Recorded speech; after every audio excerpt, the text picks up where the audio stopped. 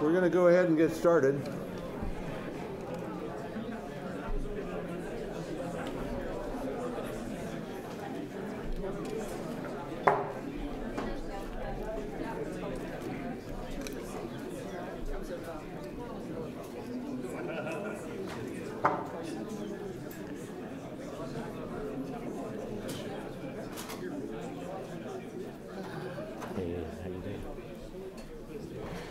Right, well, good afternoon. The Mars500 project has consisted of a series of progressively longer, high-fidelity analog missions that simulate aspects of a manned mission to Mars. The facility is located on the grounds of the Institute of Biomedical Problems in Moscow. And on November 4th of 2011, the hatch opened following a successful 520-day isolation study that was part of Mars500 with a 6-man international crew. There were 3 Russians, 2 Europeans, and 1 Chinese member. And I want to commend IBMP for its design and implementation and the management of the project, and importantly, providing opportunities for the international scientific community to participate. And a special thanks for allowing the National Space Biomedical Research Institute to participate and collaborate on the studies. Last month, there was an excellent symposium on Mars500. It was held at the Russian Academy of Sciences. This is the program. It was wonderful to see so many of the scientists and physicians and other colleagues here today who were also at that meeting to discuss preliminary findings of Mars500. It's now my pleasure to introduce the panel's moderator, Dr. Igor Yushakov. He's my colleague and my friend and director of IBMP. Dr. Yushakov.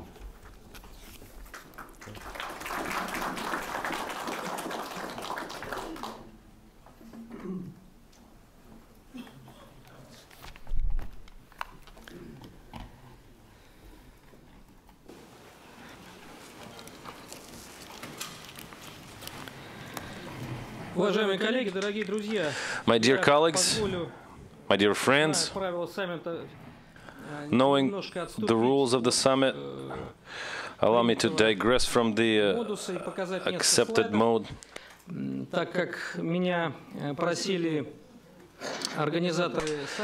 Since I was requested by the summit organizers to spend a little bit of time during our session and talk about the experiment, and not only the experiment, and for that we have a good representation of the specialists here on the stage, but also to describe some of the prospects, some of the future plans that will be, as they should be, implemented on the basis of the International Space Station. Speaking of that, ISS 500 is a moniker that's been thrown around. It came up during the last summit, and somebody voiced that. Somebody came up with that term. It was somebody sitting up front towards that area. I don't know who, but as ironic as it was, you know, ideas are up in mid-air, especially when you get a whole bunch of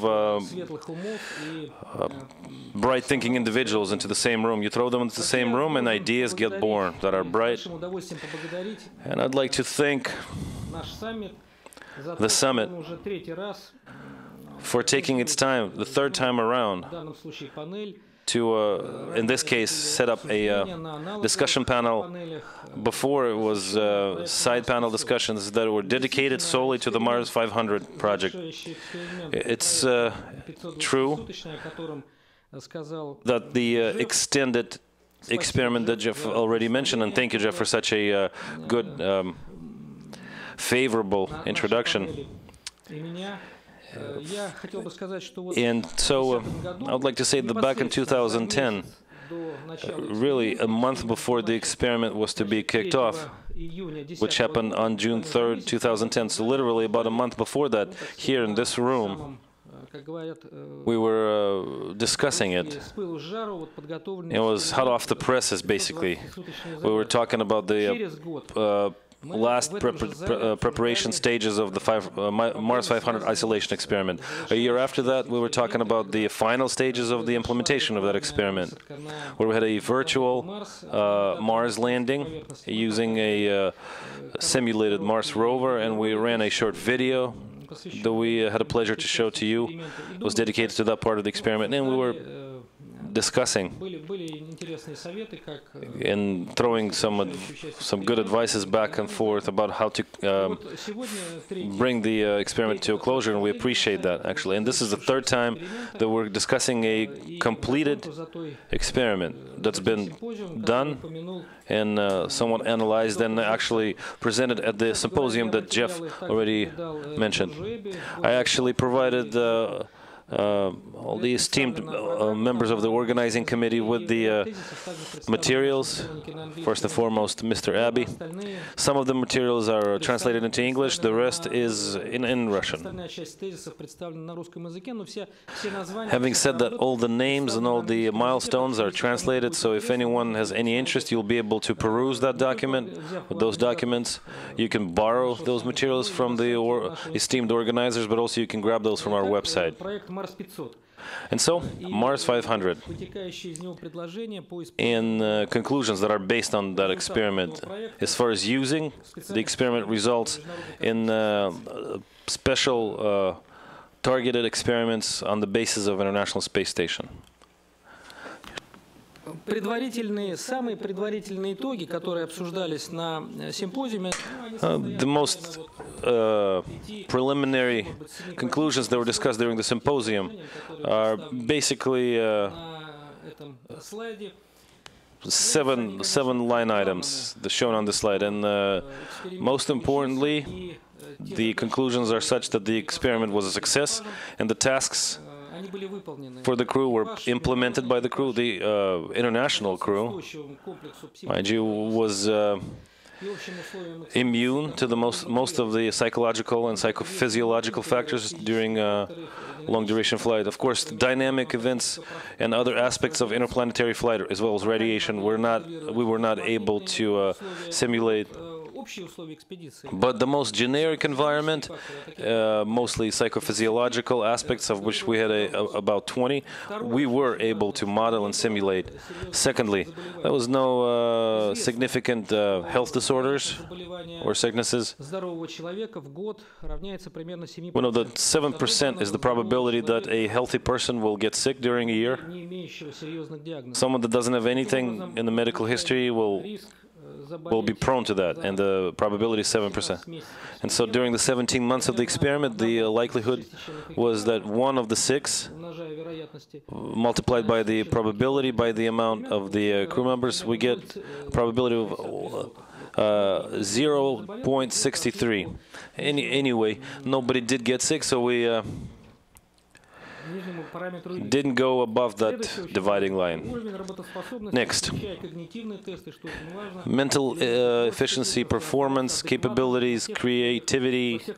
We're maintaining adequate levels during all situations, including off-nominal situations as they were modeled. And those included a fire event. Dr. Bogomolov already reminisced earlier today about a fire that did occur in real flight operations. Luckily, didn't lead to any tragic events. But this was a type of malfunction, or an emergency rather, that was modeled and simulated. Also, a week-long comm loss was simulated, communication with the ground segment. Performance was fairly high, if not very high, plus crew members were psychologically supportive to each other. That's already been discussed to some extent today here. And there was a message to the Chilean coal miners that were in an emergency situation that coincided with the Mars 500 experiment. Ситуация изоляции, стресса, отсутствие адекватного питания. So that, you know, so those Chilean coal miners were in a quite tough set of conditions, and our crew members drafted a letter based on their experience and sent that letter to help out their Chilean friends. So that was in and of itself a helping hand to our crew's psychological status too, which Dr. Gushin already mentioned earlier. There was no conflicts during this simulation of nominal events. Somebody may have secretly been entertaining a hope, and I'm talking about certain type of newspapers that were after a sensation. And, you know, they didn't get their, you know, sensational material. Nothing conflict-like ever happened during that project. So we had them in full isolation.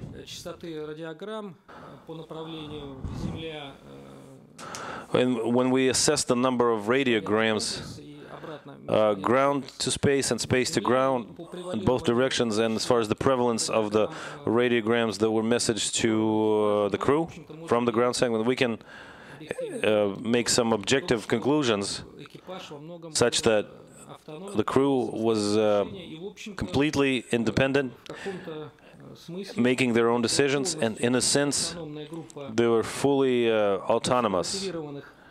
Highly motivated individuals that were fully cut off, but true professionals that they were strategically oriented to perform a long-duration flight. And in light of that statement, we can make a guess, an educated guess, that if the crew had known ahead of time that their flight would be 700 days, or maybe even a larger number, maybe even that task they would be able to perform well, and maybe their health status would also remain quite high. Vladimir Titov already recalled earlier today that every good individual has to sit, whether it's jail or station. And why 1 year? You know, if a goal is lofty enough, why just limit yourself to 1 year? Last but not least, the Mars500 experiment is a good example of integrative psychology, psychophysiology, and hygiene. If you have a good selection of test pilots, or experiments rather, by the way, two participants of this experiment are already part of the space program, and we're hoping that maybe a year or two, or let's say 3 years from now, they'll be on actual crew and flying to the International Space Station. The data that we received in this clean room type of environment, using the same method over and over again, you know, builds to be a unique body of data. And this data file that we have now, or database rather, is unique, unprecedented, and I do hope that the panel members will take their time today and tell us about what their thoughts are as far as the future activities vis-a-vis examining these data, because physiological, psychophysiological, microbiological environments on the same objects is truly a unique body of data that cannot be replicated, reproduced, or overestimated, and can be used in various fields of medicine, psychology, physiology, you name it. Теперь очень кратко вот о тех идеях, которые возникают в связи с возможностью использования МКС в интересах межпланетных. And now I would like to talk about how to use International Space Station. Можно назвать условно эти предложения неким проектом Mars500 МКС. Let's call it Mars500 ISS. The purpose is to use the ISS as a test bed for advanced biomedical support and crew operations technologies with respect to long-duration flights. The objectives are obvious, is to continue studying, examining adaptability to a microgravity environment, assuming longer and more isolated flights and missions. And two very important areas of expertise: standalone ECOLAS, standalone life support system. On the one hand, длительного воздействия, to maintain a long-term собственно, длительного полета, и с другой стороны, flight proper. разработка In addition to that, to develop cutting-edge много говорили, techniques and assets such as защитных планетарных модулей, транспортных средств для spacesuits and protection capabilities планете, ну, будь то to be able to function on a different celestial body, be it moon, asteroids, or Mars. These standalone systems that need to be developed need to be developed, and we strongly believe that this is quite a purpose to be striving for, to be using ISS as a, like I said, as a test bed for these technologies to be designed and developed.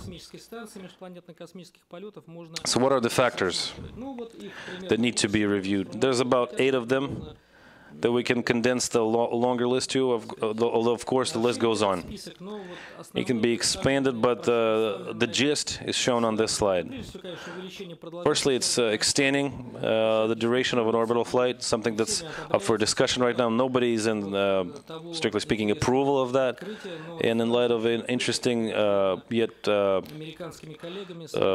discovery that's a bit of a throwback, the discovery that was made by the US scientist that has to do with heightened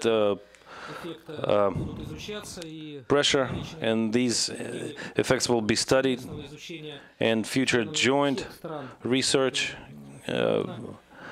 is to be scheduled, and this phenomenon needs to be studied and discovered fully before we proceed to, or actually revisit longer duration flights, i.e. longer duration than 6 months. Although we know that we've had year-long missions before, and even close to 18 months. Valery Polikov's flight is, and Titov's and Monarov's. We've heard the beautiful presentation by Vladimir Titov earlier today. And so those durations are on the longer side. And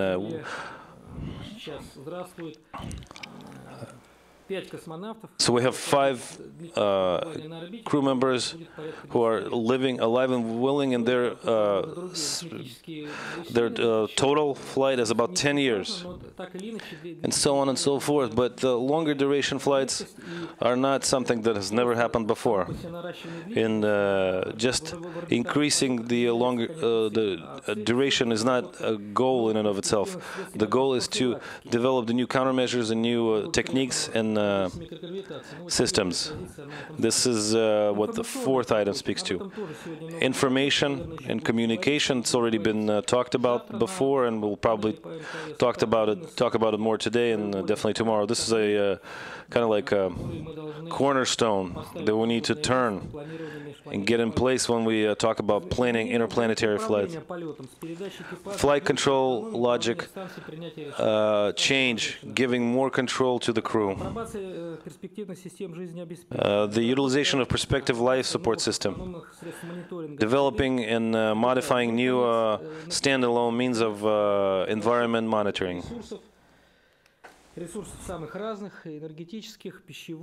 And calculation of the resources needed to support an interplanetary mission. And we're talking about everything from food to science, but mostly the human resources.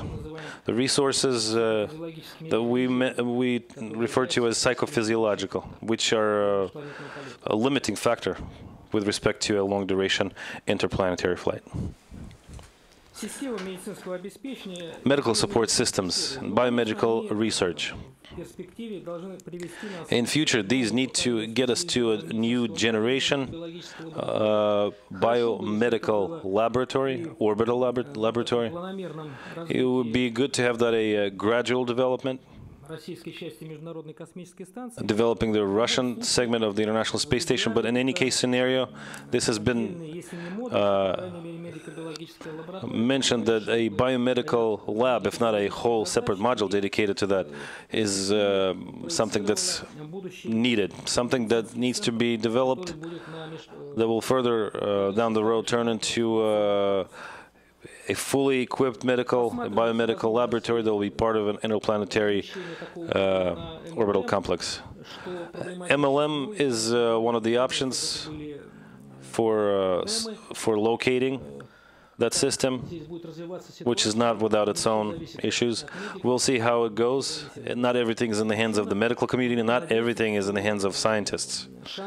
But we hope against hope that the chance is still there, and we'll be able to grab it and use it. Future plans on the ground-based medical technical experimental facility. These include the capability to model long-duration flight. It's quite challenging, but there's a possibility to perform an experiment where we would be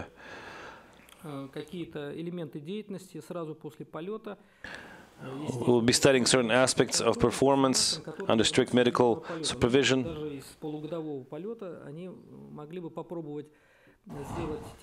And we're talking about crew members that return from station, and to have them right off the landing capsule, to have them perform some of the Mars landing simulation activities. It doesn't need to be necessarily a Mars landing that will be simulated, but the actual tasks will generate the environment. Simulation of the hypomagnetic field, in examining it, researching it, and also developing computer models and virtual reality environments. These are the tasks. These can be successfully resolved using the ground-based medical facility we have at our institute. We're open for proposals. They're coming in. We're performing expert analysis of the proposals as they come in. These are drafts at best, but we're waiting for something more substantial, specific, if I may, a broader scope, scientific and engineering discussion of the proposals that do come up. So based on everything that I've just said, and I'm drawing to a conclusion of my presentation, I would like to say, in conclusion, taking us back to the symposium that took place in Moscow in April of this year, that Jeff Sutton already mentioned, a decision was made that participants in the international symposium will address the international partnership to discuss the possibility of developing proposals using ISS program in support of developing experiments that target long-duration interplanetary flights. And that's that in so many words. So I would like to ask the panel members, if at all possible, to speak to the conclusions of the first stage of our experiment, talk about the results achieved and examined that need to be talked about. And the public interest was tremendous. 400 million links on the internet in the Google search when you punch in Mars500. This is 1.5 times more than to all of the other international super projects of global significance. This, of course, is not a scientifically significant measure, but it means that humanity is thinking about it.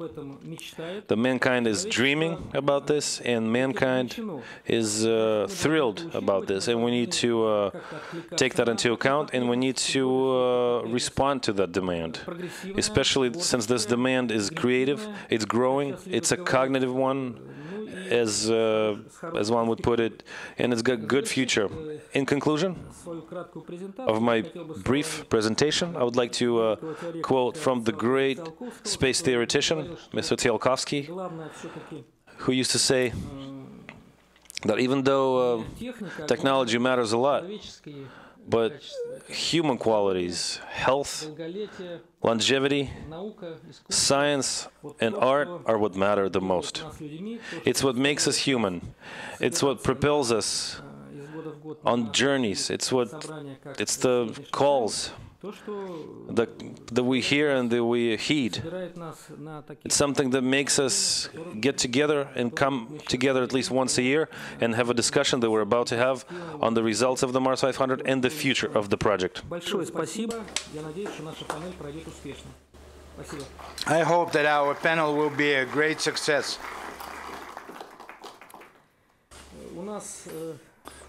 не очень много участников панели. We don't have that many panelists, but we will manage, I'm sure. And the dinner is coming up soon. Hopefully, we will survive through this time. Лекции во время ужина доктор Дэвид Диджес предложил. And we have received a proposal to modify this sequence when the panelists are going to be speaking. So to comply with this request, I would like to ask Mr. Gushin to speak. Why IBMP and Russia, before Soviet Union, started with analogs studies. First of all, that simulator which was built in IBMP was made by Rocket Corporation Energy. It's clear it was not scientists or medical doctors who made the project of the chambers. And I want to say that our predecessors, they were really genius people, because to foresee at the beginning of the 70s that in space we would have a number of space blocks connected as a house consisting of several rooms, but they did it. They foreseen that that would be the case, and that was built in IBMP as a simulator of the interplanetary spaceship. And that was built in the way they saw the future Mars spaceship. It consists of several chambers of different volumes, from 50 cubic meters to 150 cubic meters, and they're all connected as a life support system and mission control belt. And that was all the view of people of the 60s. So I can't imagine how talented and how they could see the future, these people. Secondly, what was the typical Russian approach? You know, we follow the mistakes made by some huge projects. Fire, then you try to analyze why this fire. Or some breakdown, and then you have to analyze how to repair. So first of all, these chambers were used to try life support systems. But then it came to our mind that it will be more interesting to replay some situations occurred at the station under the controlled conditions. So these chambers are to make a drama, to replay a drama already occurred, and to see how it could be if we could analyze it from the very beginning with sophisticated equipment, with all the controlled parameters except that one we're going to analyze. So any study performed by IBMP in these chambers is like that. There are many parameters controlled and well known and analyzed like, for example, environment, temperature, humidity, gas composition, nutrition. That's all controlled variables. And in any study, we have some variables which are new, and try to analyze how these new variables change the whole reaction of human organism, of the crew, of some microbiological samples, and so on and so forth, and plants.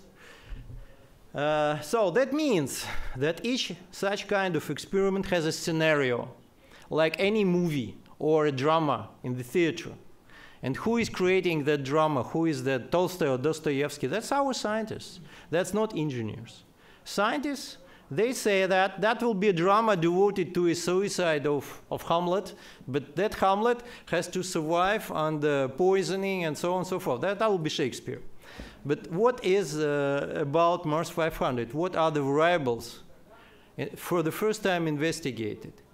And I want to make it very clear what we did for the first time. What's the difference? And this is not the duration. Duration is the last factor. Because before we had 200 and something days in Sphinx, This is not the main variable. Do not pay attention to 500 days. This is not the key issue. As academician Ushakov told you already, if it could be 700 days, I think it will be more or less the same. So it's, by the way, about the future. It's not, the next step is not Mars500. Not at all. It's not about that.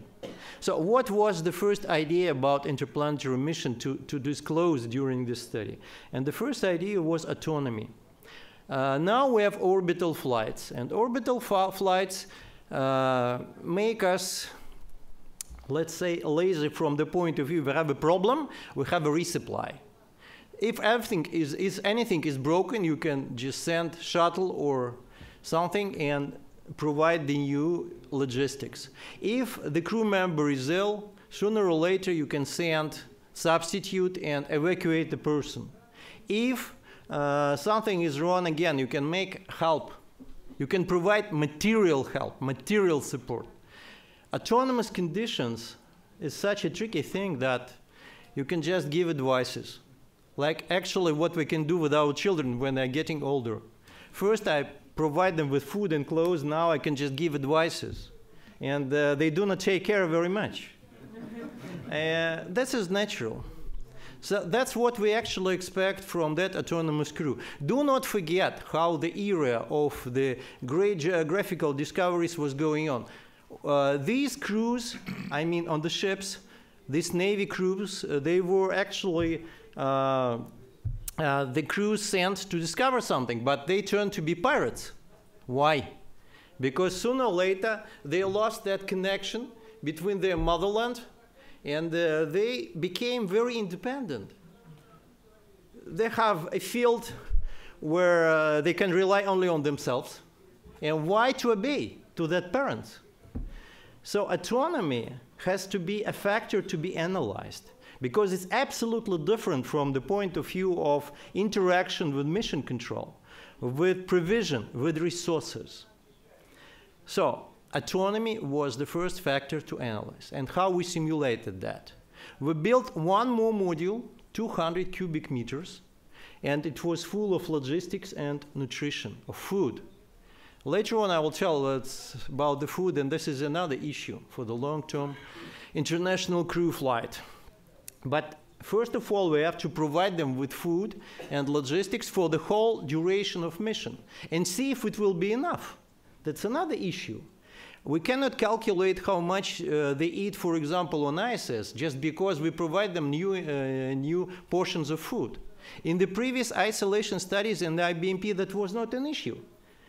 We provide them with space food, and it turned out they did not intake some of the samples. They didn't like it. But they didn't take care, because from time to time they got a resupply and then can have some more. So why to take care about food? If something is unpleasant, I cannot eat it. That's not for autonomy. And so, to sum up about autonomy, we have to calculate resources, and this is for the first time. Water, food, logistics, spare, many other things. And this is the issue not only, let's say, technical, but this is a psychological issue, this is a medical issue. How many medical drugs?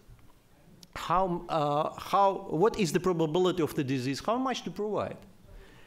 And finally, autonomy is decision-making. Now the crew is following exactly the commands from mission control. And again, let's return back to the pirates example. If you go far away, will you be that kind of obedient person? Or you will be more self-sufficient, independent, and make decisions on your own? And finally, if it's unexpected situation on another planet we have never been, what kind of advice you can give? What kind of recommendation? What kind of people you need? Supposed to be different kind of crew is necessary. The crew which can make decisions by themselves, that can make it quickly and can do their decision-making under unexpected extreme situations. And again, that's not the requirements for the orbital crew, mostly.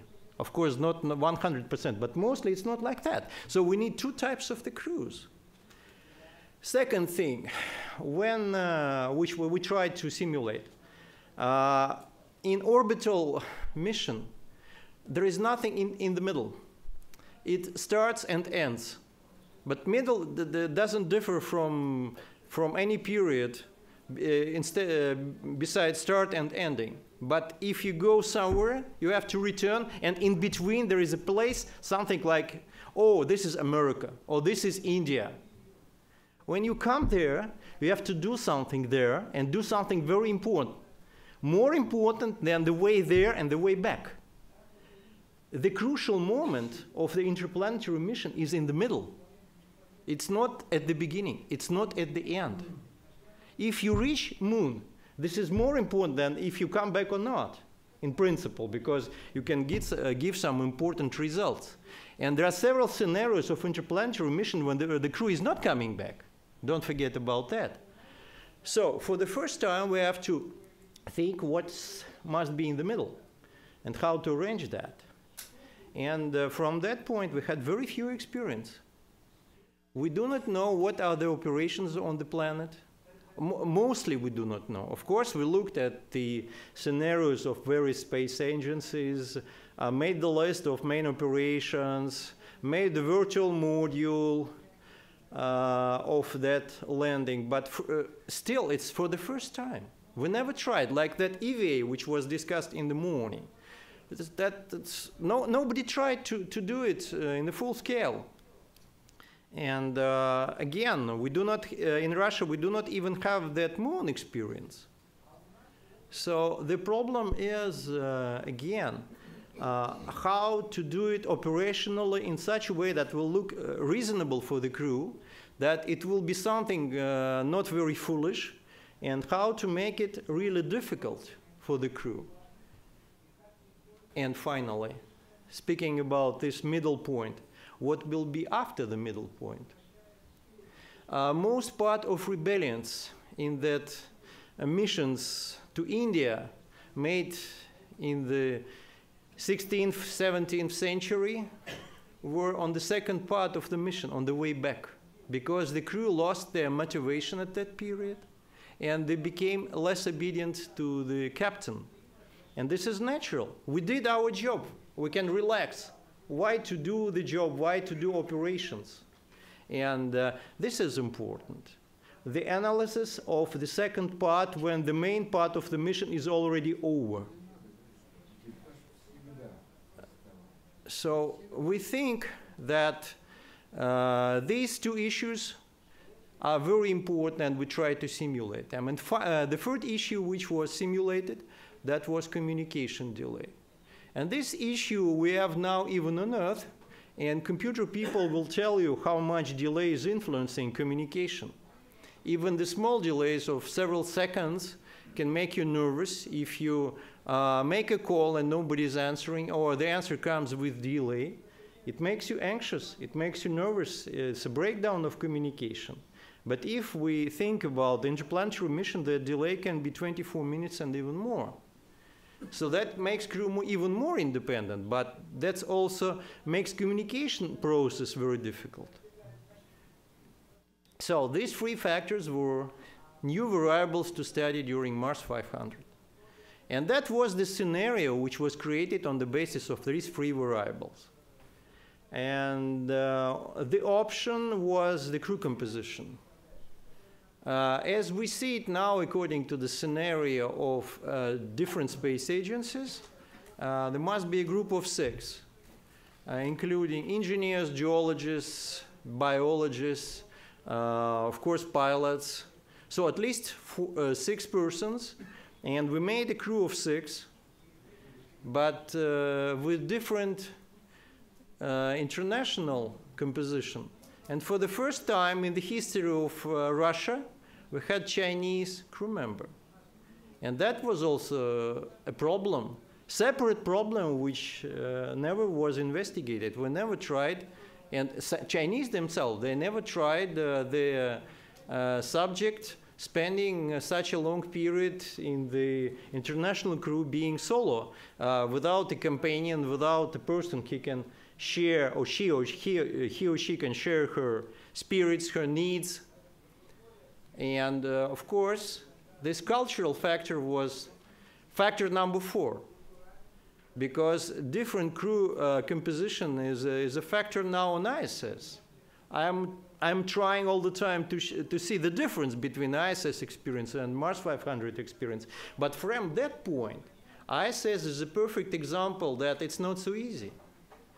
Of course, there are no open conflicts on ISS, but if you look at the MMMOP papers last year, you can see that it's becoming an issue because the level of management of that big multi-room house where every member has his own room is a problem.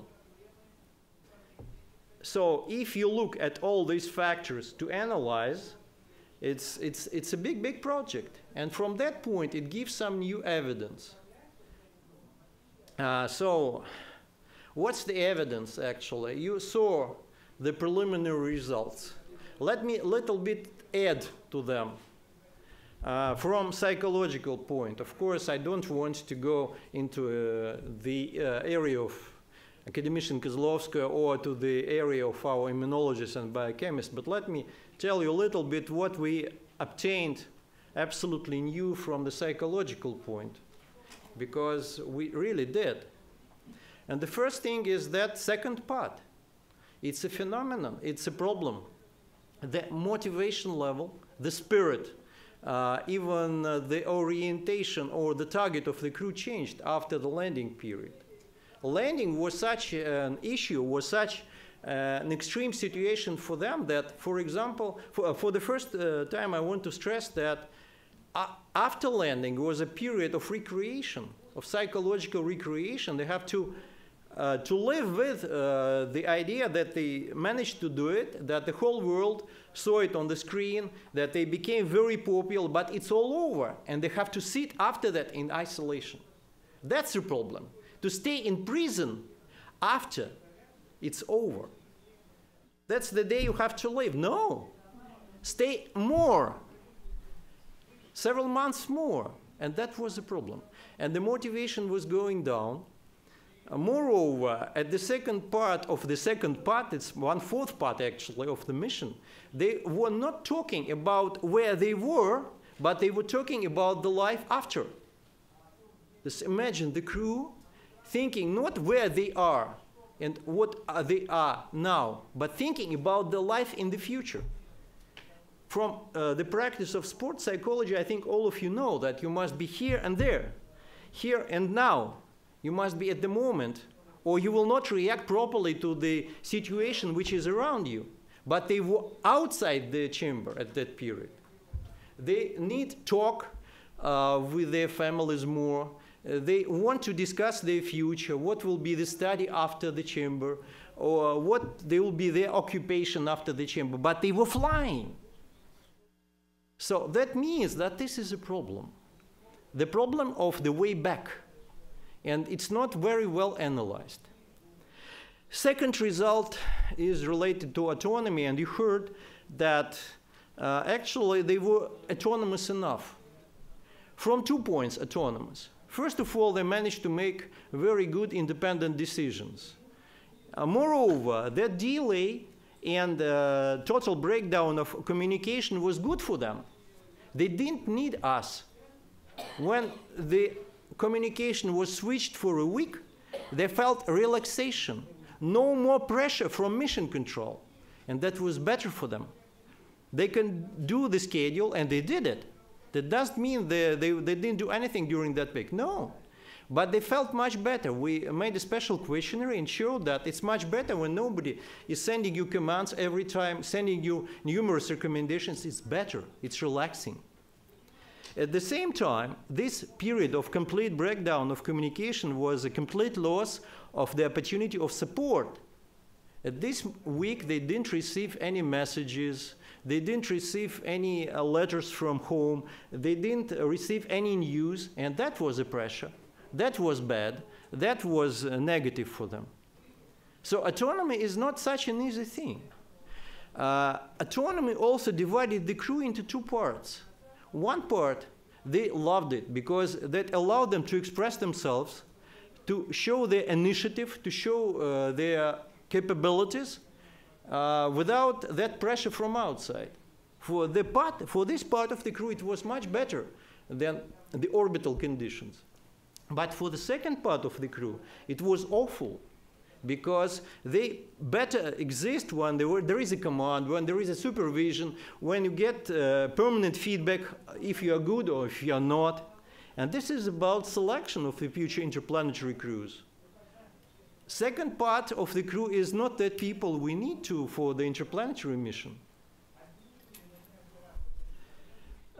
But from the point of view of complete autonomy we received in the analysis of communication, and we made it by the computer. Computer analysis showed that the expression of the needs was going down, down, and down throughout the mission. That means that they need us less, less, and less. So that means they can survive at autonomous conditions. And they are not at the same time very much related to Earth. And this is a very important issue. And finally, about communication delay. Communication delay was bad for both sides. I think it was bad for mission controllers because they were not sure if the crew received their message.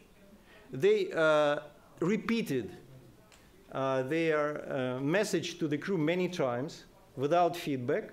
At the same time, crew felt the same. They didn't feel that somebody is answering on another side of the cable. And this is bad. That causes lack of trust. And when we tried to simulate medical situation, it turned out that interaction is very poor. Each side is doing what they want to do and is very negative to the other side, calling the other side unprofessional, lazy, and so on and so forth. And that's the result of a simple delay, which was not very huge. So delay is the factor which we need to analyze. And finally, a little bit about the prospects, about the future. How I see it, myself and my colleagues from the psychological department. We don't need, as I said, longer isolation studies. That's not interesting. Make 500 days, 700 days. No, that's not the issue.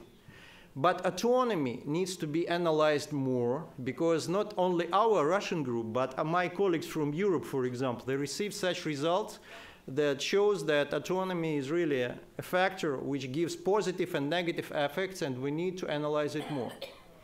Second, landing needs better preparation. Logistics existing, virtual reality modules, software, they are not very well developed. That's clear why, because nobody really tried except NASA on the moon, but that was many, many years ago. Now we have different techniques, different options, and the issue how to do medical and psychological support of the landing itself, it's a very complicated issue. So as for me, we'd like to analyze this landing more and more, in more details, using more sophisticated software and logistics, and see how the crew will interact with mission control and with each other. And of course, during that landing, we have to create more unexpected, off-nominal situations to see how the crew could deal with them, not only with the standard situations. So as for me, this is a new area of research. And finally, addressing to the magnetic fields and their influence. Orbital flights are made under special magnetic conditions. I think this issue should be analyzed in the future isolation chamber studies more, as well as the cultural aspects, because any kind of cultural crew composition is an issue.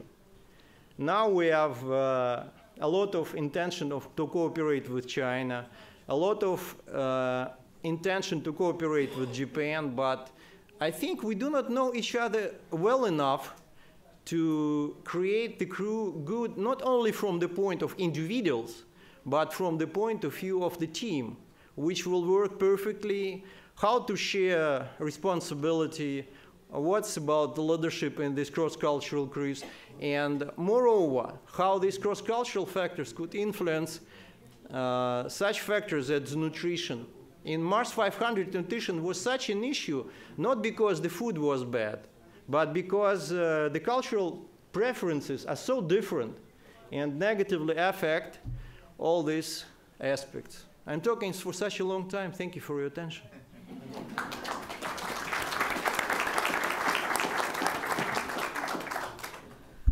Спасибо большое. Thank you very much, Dr. Gushin. You showed such a huge number of problems by taking us through the entire history of the mankind since Jesus Christ, including all kinds of discoveries, India, America. And I think those people who were about to develop those experiments, if they were taken into account your considerations, it would have been marvelous. But I would like to extend my personal thanks to you for very sophisticated and interesting manner in which you have chosen to depict the results of this experiment. And obviously we will speak further about psychology, physiological problems, which we have had plenty during the experiment, and now it's a matter of analyzing, and it's a matter of linking those issues with some other ones. And I would like to allow Ms. Kozlovskaya a couple of words.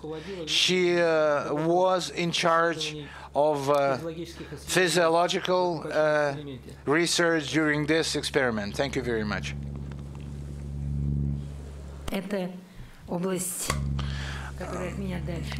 I apologize, but this area is a little bit further away from me, so I will speak in Russian, which is easier for me, obviously, to think and to use my native tongue. To continue what Dr. Gushin had mentioned in his presentation, I'd like to say that the isolation experiments are usually done and have been done in our system for a long time, since the kickoff of our IBMP activities, actually, since the day of the birth of the Institute of Biomedical Problems.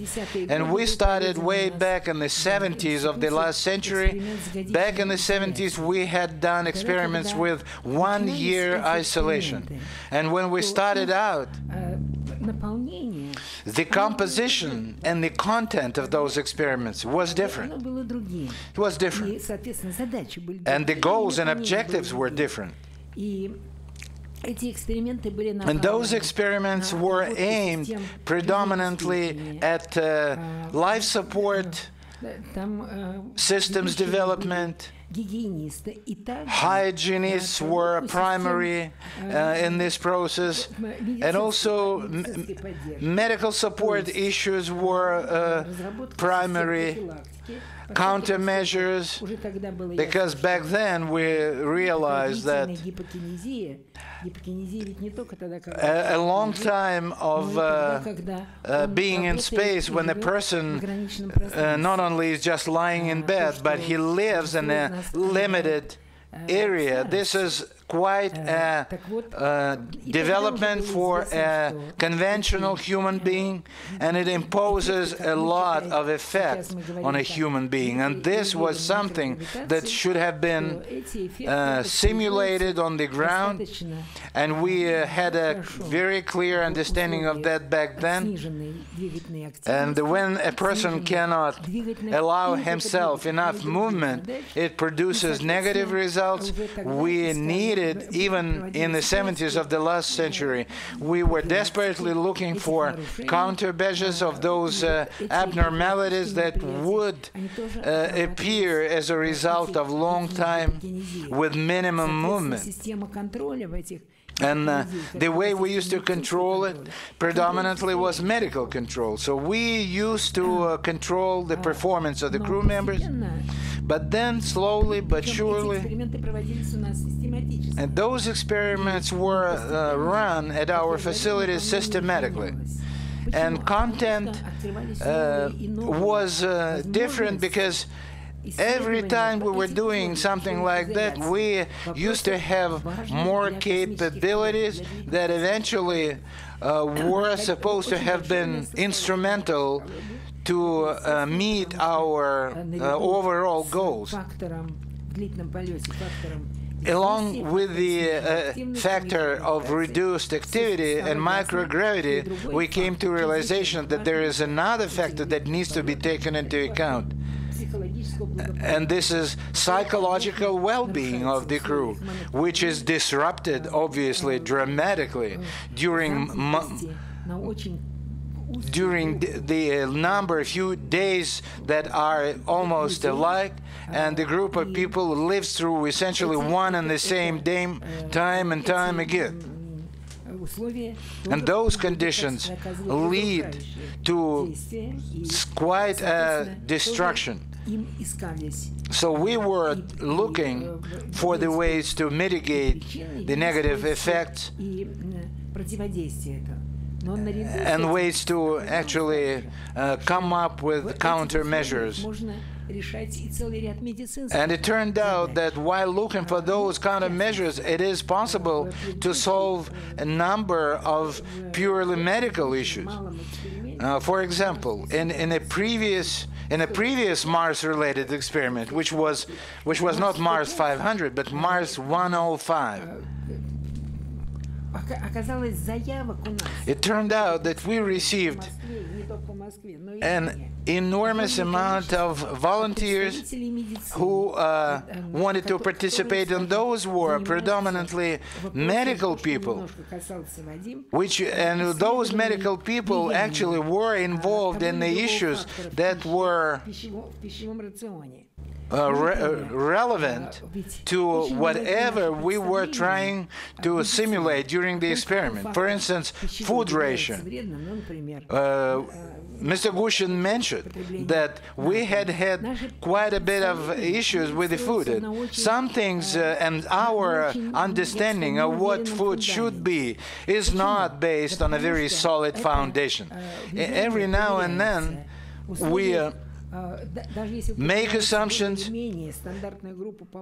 and we can verify those assumptions by dealing with a standard group of people. Even age-wise, we're dealing with a standard group of people, but the rest of it cannot be possibly standardized. That's the thing. And those objects, if we have two groups of people, one of those is getting one type of rations with the elevated amount of sodium, and the other group that is getting the normal or reduced amount of sodium. It's pretty easy. Like we have handled this issue in experiment Mars105. That was a large experiment led by a doctor who is actually dealing with various factors as they impact on blood pressure, cardiovascular system, and blood circulation, and he was real happy to have the standardized set of conditions, a standardized setting with standardized group of objects, to have a standardized schedule, loads, and so on and so forth, as well as diets, and to have, with all those being equal, be able to define in examining the differences in cardiovascular systems with those who have limitations for sodium and those who are not constrained for that. It's just one of the multitude of examples that go to show, and we had a number of examples. Sleeplessness was one of the study subjects. Sleep regimen was another area that was studied, because those who are in the field of sleep physiology, they break into a whole bunch of groups that break down by various principles. They study sleep time, wake time, various loads as the impact, variability in sleep time, those factors that help to provide good sleep conditions, those that don't. these are the conditions that were examined, rather, as well as lighting conditions. Lighting conditions were standardized, plus there were special conditions that were checked out as well. Lighting would be changed, blue light would be utilized, and standard kind of lighting environment. In other words, specialists from all walks of life that are desperately in need of verifying and validating the impacts of any factor that they're studying in environments that are not to be achieved in normal conditions, given the normal environments. They come to us time and time again, and I'm telling you, the response was humongous. And science program building is always a task to reckon with because of what we need to take into account and because of the number of requests. Another little something I wanted to mention, a great example that needs to be made right now for microbiology research. Dr. Konstantinova, who was famous worldwide, was no longer with us anymore, but her research lives on. For a number of years, what she'd been doing was spaceflight microbiology. Microbiology, as Dr. Gushin says ever so correctly, immunology. And in doing so, both Irina Konstantinova released a book that was actually published in the UK. That's why it's so well known. And there's a book that speaks to the multitude of manifestations and phenomena that develop in spaceflight that are commonly acknowledged to be the results of entering microgravity and suddenly finding yourself in zero gravity. And then similar studies were done in isolation environments. And she had to publish another book, book number 2, that talked about the following. Practically 90% of the changes that used to be assumed to have been impacts of spaceflight have to do with isolation, long-term existence in constrained environments, scarcity of the flora on the one hand, and then reorientation of the flora. And as a result, drastic changes in the immunological attributes of a human body, and so on and so forth. And along with that, there was a possibility that popped up to develop all kinds of microbiological countermeasures and protocols, to have them be developed, to have them be tested and checked for viability. And during this, quote, flight, end quote, the physiological research was quite extensive. You have to realize that this research was performed by the scientists of ours that have been working and amassing a lot of experience in space physiology, years and years.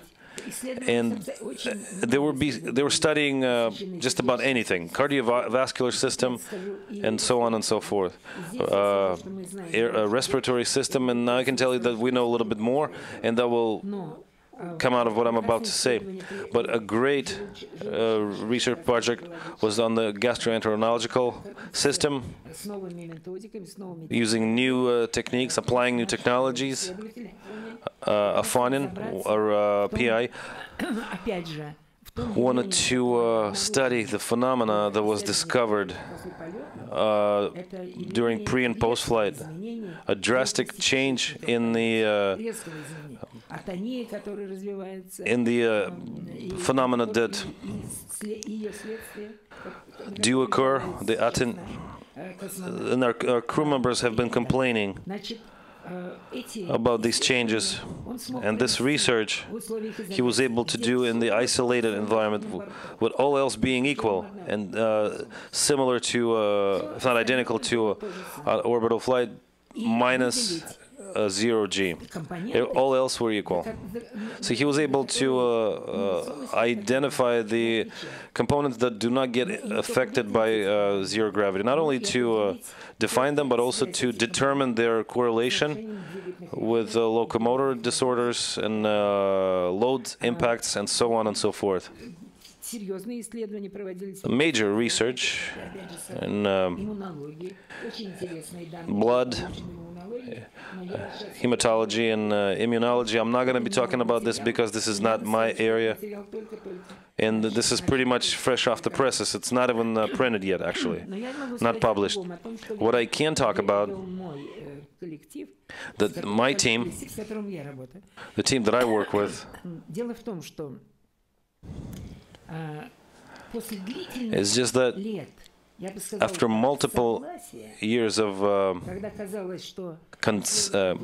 consenting to the fact that the physiological countermeasures are straightforward and we know what to tell the crew members, and it's kind of like a path well beaten. But as soon as we proceeded with ISS flights, one of the issues that came up, it became a major issue, most controversial issue, and the one that causes most disagreement is physical countermeasures.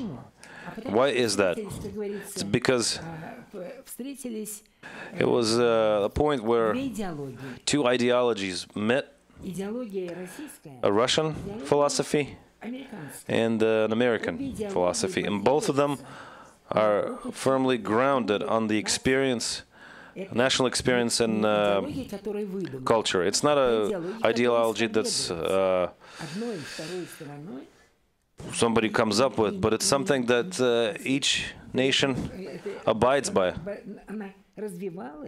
And it was developing and getting stronger and stronger in each respective nation for a number of years. And how deep are those disagreements? One simple way of answering that question is as follows. Pretty much all of the countermeasures we've got available on orbit right now.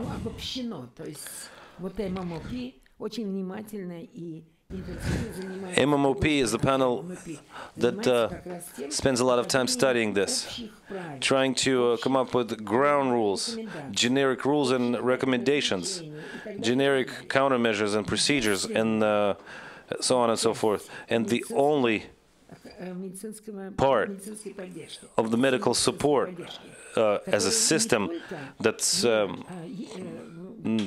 been genericized over multiple years, over 10 years, if not more, of the ISS operations, but quite on the contrary, it's been established. The Russian and American crew members do it differently. The key to the Russian system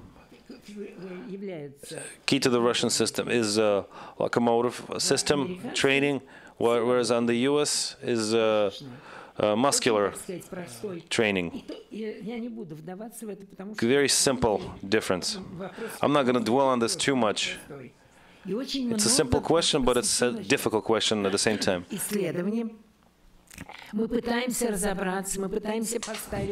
And we're trying to look into it and build our investigative efforts in the sense that will allow us to get objective results that speak to the advantage of either of the two systems of training. But in the space environment, this proved to be entirely impossible. As of right now, 13 years. It's year 13 of the ISS manned ops, and we're working in as a very tight, well-built community. We're not at loggerheads with the other side, but we're not able to get any convincing, non-ambiguous data, not one of the two sides, because one side is primarily placing their accent on muscular training. And I'm not even talking about the subset of this training philosophy. Well, on our side, we are focused on primarily on the locomotor type training. And to the max with that. And we're talking about modifying these training sessions, making them more intensive, and so on and so forth. And we get data for our crew members. The U.S. scientists get their data for the USOS crew members.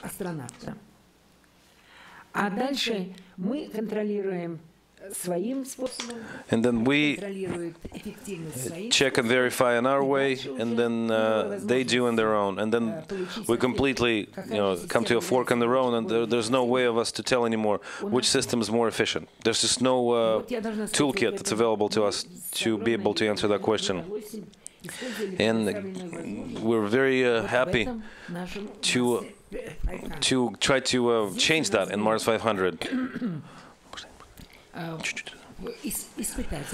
Because we had our test pilots here that were in a certain standardized set of environments, not just at any given point in time, but for an extended period of time, that gave us a chance to set up long intervals. And those were the monitors to be, the intervals to be monitored, during which our test subjects would be doing this or that type of activity, using the same training equipment, but applying different techniques. And same control measures, a unified body of control measures would be used. Both they were based on the American and the Russian techniques, using loading in the environment of hypokinetic environment, and it's quite intense. It's not to be taken lightly.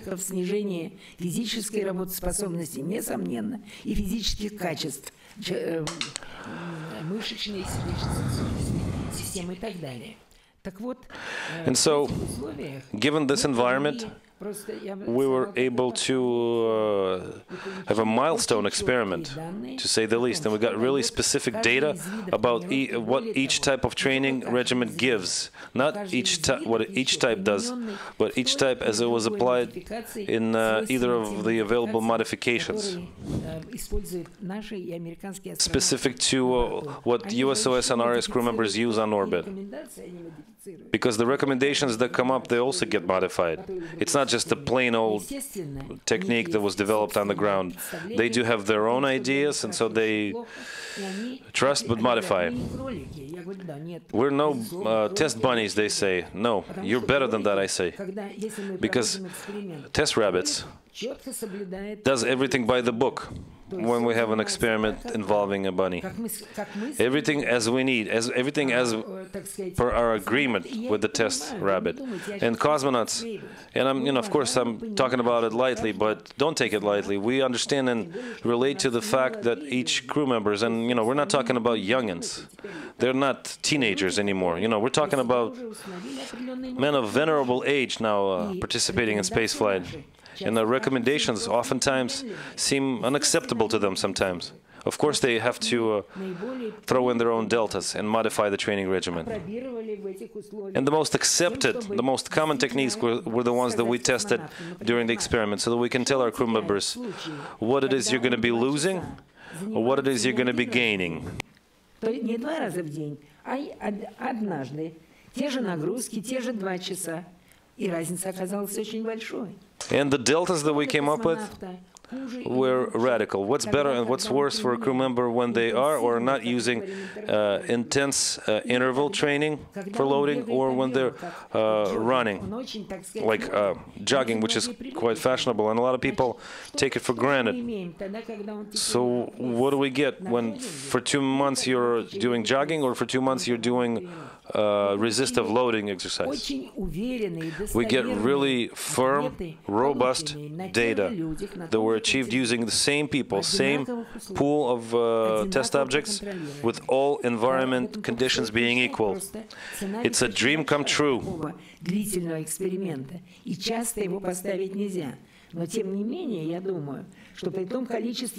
And given the amount of tasks that the experiment were called upon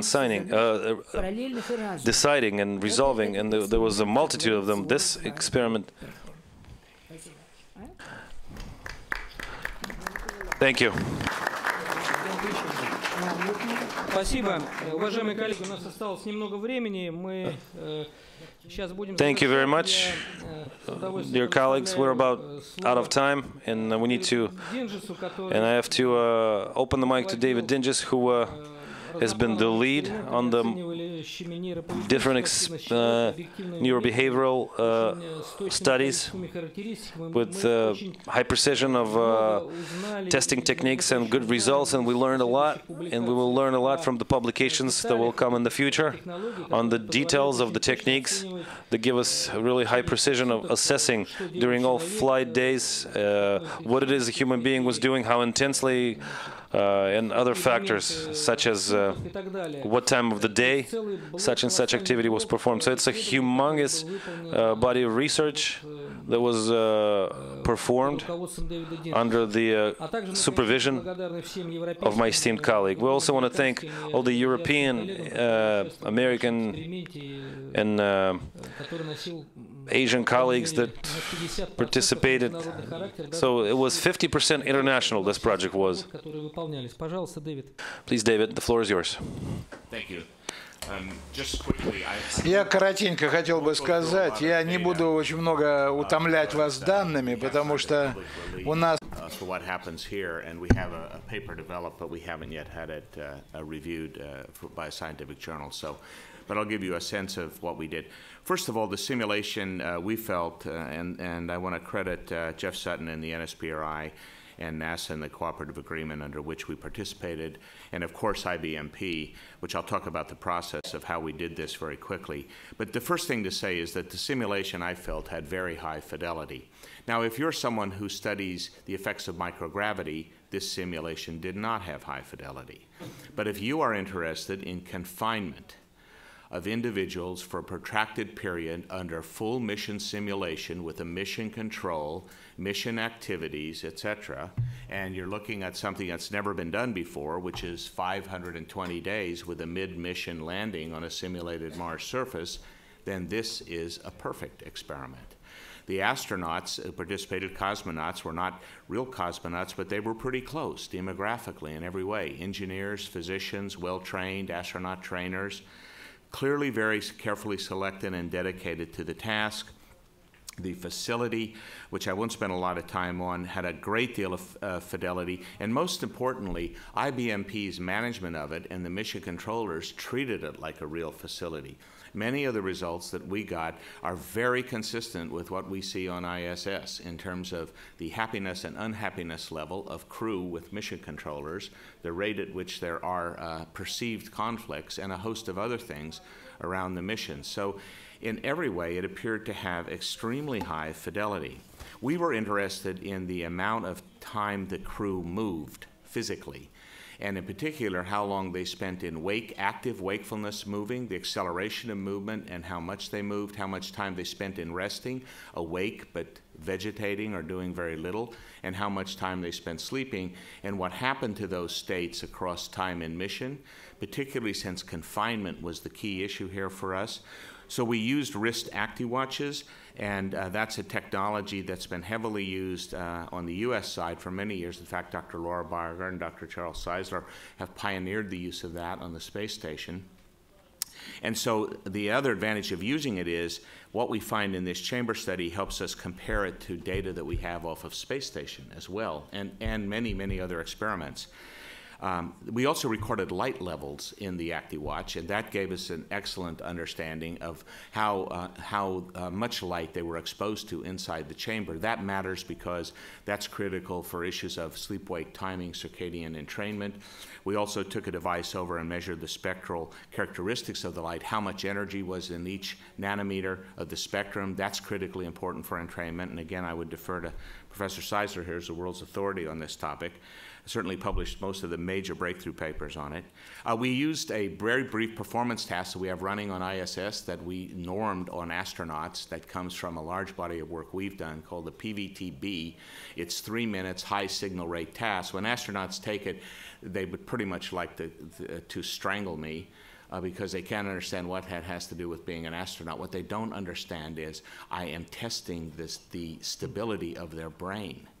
Okay, and it demands that they do something that they would normally do if they're fully alert or capable, but as they get fatigued or other things affect the brain, it will deteriorate on that task. And the assay sensitivity of this thing is incredibly accurate. And it has passed many, many tests around the world. This thing tracks exactly the stability of the attention and the input system to the brain. So we use that, and then we wanted to know what would they say about their perceived conflicts and workloads and moods and sleep quality. And it turns out we're learning a lot from both our studies on ISS and in the laboratory and in the other analogs, NEMO, et cetera, but certainly here. And it's that crew members usually don't mind rating workload, because that's something that annoys them when it's too high. They don't mind rating tiredness. That's a neutral word. They don't feel value or judgments associated with that, and they don't mind rating sleep quality. They're not all thrilled about rating other things. So the word stress for many of them is a taboo word, and a host of other things. So I know there are some cultural differences around ratings, but I think we're going to find actually there's a lot of commonality about what both astronauts and cosmonauts feel comfortable rating and not rating. So we also then did a video of their face while they were doing the tests, et cetera. We had a spectacular system for getting data out very rapidly.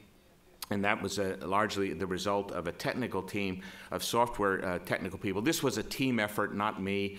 My colleague Matthias Basner, Pulsar Informatics, and Dr. Daniel Mollikan, my systems technology guys. Our trips to Russia, the openness of IBMP to let us put our computers in there, to have a small footprint, to put redundant computer systems in when others failed, to have a way of getting the data out through small SD cards in the trash. And then critically important was Dr. Igor Savalev, who was the liaison person, who really in every way, from translation to negotiations over informed consent to logistics, the timing, the feasibility, managed our ability to get the data out. And the goal was 100% data. That is a standard we have at our lab, 100% high quality data. So we acquired 4.4 million minutes of movement. Every crew member, the entire mission. We are missing merely 2%, and that's largely the partial days at the end, and a couple times the active watches failed. We had full quality, we have 100% of all the neurobehavioral data. Every crew member, every week, 888 tests per crew member, 444 tests. We also have video on them, so we know they couldn't have cheated. We also have software that tracks them and knows if they try to change the timing on the cards, the date they did anything. We are 100% certain everything we have is accurate and true to what we got. And we know if they're faking or if they withhold anything on the tests, because they're all built to detect that. So we have a full data set on the mission. And that's a credit really to IBMP, the system, the way we interacted, Igor Savalev, and everybody involved. And then the ability to logistically move forward. But one of the areas that I just want to mention the 10 things I think that mattered to make this work. The organizations, IBMP and NSBRI and NASA, were willing to create the opportunity. And IBMP built a facility and then offered it as a possibility for participating. The analog met many of the requirements that we cared about understanding relative to human behavior. And behavior is not just your feelings. A thing is what a thing does. Watch what it does. Watch its behavior. It will tell you what it's doing. It tells you something about it. Asking people how they feel is not terribly helpful usually. It's important to watch what they do. That tells you what's important, and especially in spaceflight, where we have a whole agenda of things they're supposed to do, like exercise. Right? And then do operations and do high workload. The crews were willing to provide data throughout the mission, and that, of course, is the only thing that makes it work. If they won't provide the data, there's no point doing the study. But they were willing to do it. The liaison was absolutely essential. I mentioned Igor and the other people at IBMP who accommodated us. The reliable scientific technologies we put on board, the backup scientific technologies we put on board, the reliable data extraction techniques we use, the quality control procedures, and then most importantly, the 105-day study, which was largely a failure. But it was a pilot study.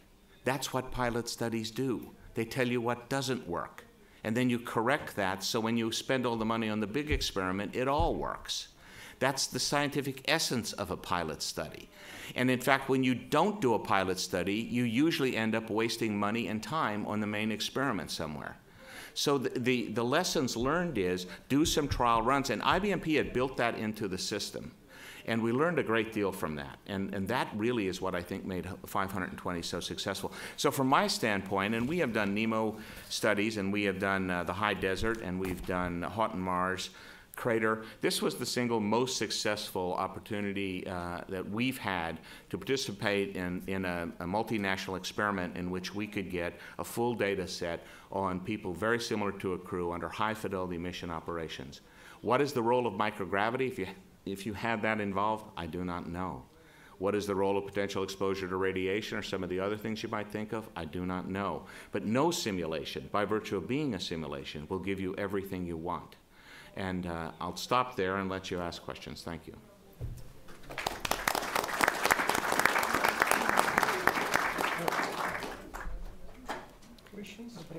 Спасибо большое, уважаемые коллеги. У нас время панели завершилось, но может быть... Thank you very much, dear colleagues. Our time is up, but I still would like to allow a certain amount of time for questions.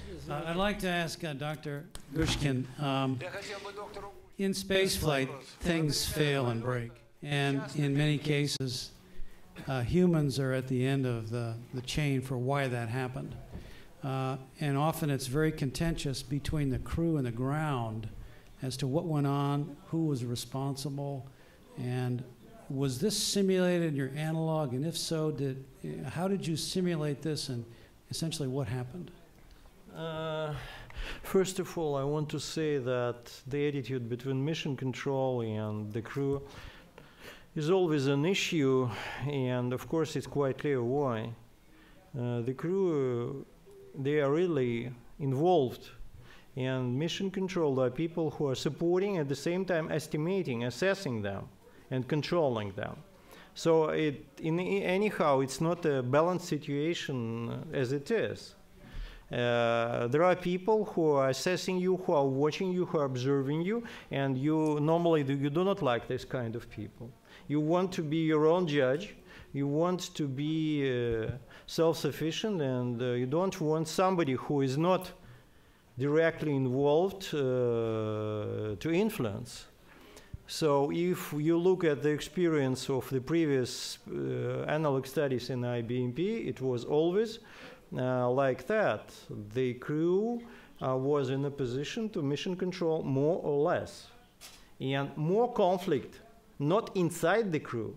Only Sphinx was the situation when there was an open conflict inside, but mostly it's the conflict between the crew and mission control. The level of that conflict, the scope of the conflict is different. It depends upon the behavior of mission controllers, and we know what's better behavior. It depends on the situation and simulated factors. For example, in Mars, the crew was autonomous. So there were less background of conflict than, for example, for the simulation of orbital flight when the crew is more dependent. At the same time, the crew is feeling independent, but mission control felt underestimated. They sent more information to the crew of Mars, as academician Shakov already told. That's more information when it was really necessary. It shows that they were taking care, like again, that's analog, that parents and children, when the child is growing up, you try to make recommendations, but the more you give, the less they listen to them. And that shows that autonomous conditions, it's not the same like in orbital flight, when you have to just to do what it's in the list, what is recommended. But in autonomous flight, you're not like that, but at the same time, you are not that much involved in the situation and conflict. If something occurs, we made some simulations of nominal situations of some fire, for example, but imaginary fire, not the real one, of some medical situations. I think we are not very good in simulating that kind of things. First of all, because of ethical reasons. If you simulate it in the extent which is close to reality, ethical committee will not allow you. That's natural. if you do it something artificial and even tell the crew before there will be breakdown of communication and there will be no communication, that's not a nominal situation. This is expected thing. They're prepared. So again, we must do it better to see how it works. Let me just pull on a little bit more. You said you had a breakdown of communication. Was there any, when communication was restored, was there any interaction between the crew and the ground as to what had caused it and who was responsible? The breakdown was not due to the mistake of the mission control or to the crew. It was, according to the scenario, there was something like a magnetic storm, and due to magnetic storm, there's a breakdown. What I'm saying is, quite often in spaceflight, there are interactions between the crew and the ground that are highly contentious because the responsibility is ambiguous, and until that gets worked out, I think that's a hugely important thing to simulate in an analog like this. So that's true. That happened in this mission. We put a conflict scale into our system. And all we asked was, each week, are you in conflict? Yes or no? Is it with a crew member or a mission controller? Yes or no? Were you in conflict this week? Yes or no? Was it resolved? Yes or no? We have a huge amount of data on this, and we can tell you exactly how often it occurred and when. And like activity, all of this stuff is changing dramatically across the length of the mission. ISS missions are too short to tell you anything, I believe, about what will happen in a 520-day mission. And the probability levels on the effects are at the probability that its chance is less than 1 in 10,000 on nearly every one of the outcomes. I have a question for Dr. Yushikov. Generally, when you do experiments, you try to control all of the parameters around what happens to your subjects. Since there were many experiments going on at the same time, how aware were the different investigators of each other's projects? So there are different levels of data analysis. Now it's on the level of the individual analysis made by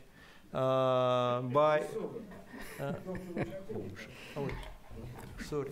Вадим, вопрос был адресован. Извините, Игорь Борисович, я не расслышал. Нет, просто вы в форме сегодня прекрасной. Я просто не расслышал. Наверное, джетлаг работает. Спасибо за вопрос. Конечно, мы... Thank you very much for your question. Well, obviously, we're trying to keep an eye on all the factors that impact the crew members, particularly in the areas which we could, in fact, control. In the actual flight, it might be a bit different.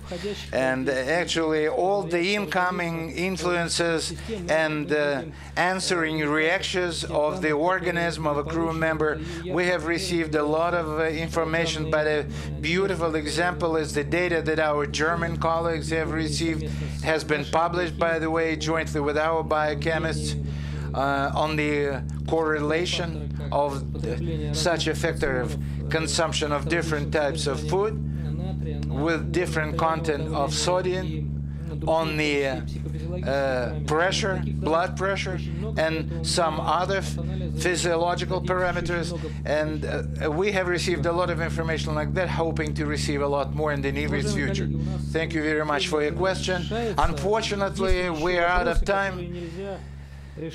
And I can only allow you to ask questions which we cannot avoid, because some questions could be addressed during the upcoming receptions, I hope. If there's no question, my thanks to you once again for everyone who participated in Mars500, and I'm sure you will monitor our future endeavors as well, because we're going to be doing more work like that jointly with our American colleagues. And the results are obvious, they're clear, and we are very hopeful that in the future we're going to be getting even more. And the suggestions and requests that we keep receiving for future experiments are very promising, and we promise you at this point that we're going to be doing everything we can in order to make it happen.